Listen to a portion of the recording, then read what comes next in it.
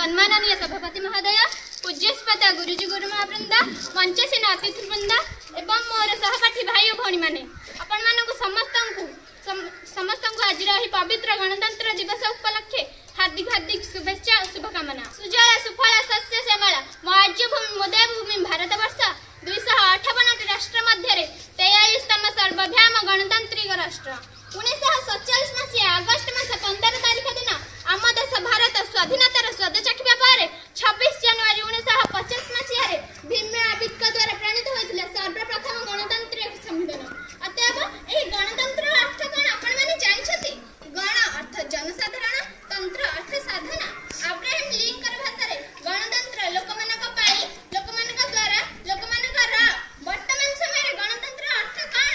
लोकमानक द्वारा नुहे, लोकमानक किणा जाय, लोकमानक रा नुहे अर्थर एवं अन्यायर।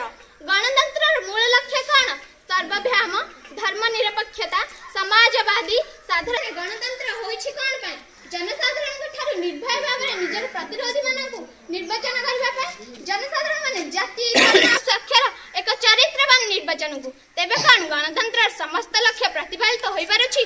ना, गणतंत्र प्रथम विफलता 2 जून 2014 धारा 110(6)8 आंध्र प्रदेश रा पुनर्गठन अनुसार आंध्र प्रदेश और तेलंगाना उच्छेदीकरण।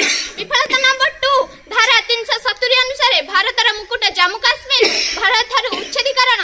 विफलता नंबर 3 जे माने जातीय मनोभाव दूरीकरण नारा से माने समस्त अनुसूचित जाति जनजाति पछिया वर्गर जनजाति मानक पय स्थान संरक्षण करबा लागि छंती। विफलता नंबर 4 स्विच बैंक रे कला जमा उपरे जमा होई चली छिता गरीब लोक माने निजर ऋण न सजी करि पारि आत्महत्या करबा लागि छंती। तबे एक गणतंत्र सफल हेबे केउठी? ए गणतंत्र विफलता पछरे प्रमुख कारण कोन? हमर असक्षरता हार, हमर टंका बाई प्रलोभन, गरीबी बढ़िबार चलीछि, बेकारी समस्या वृद्धि करबार चलीछि। ए गणतंत्र जदि हमको सफल करबाक पड़िबो तबे ताहाले हमर आवश्यकता वृद्धि करबाक पड़िबो। नहाले सीमा पार संघर्ष आसिले निर्भय भली बलात्कार घटना दिनकु दिन घटाई चलिबो एवं हमें हाथ ऊपर हाथ धरी बसिथिबा। ए शिक्षा मंत्री पाखरे साक्षरता हार 10% थिले सेवा केमिति देशर साक्षरता हार 100% कराई पारबे? जदि हमको वास्तव में गणतंत्र सफल करबाक पड़िबो तबे ताहाले हमर आवश्यकता वृद्धि करबाक पड़िबो एवं निर्वाचन रे भोट दान रे परिणत करंतु, भोट रो क्रय रे नुहे। एति कहि मु मोर कर्तव्य शेष करूछि। जय हिंद।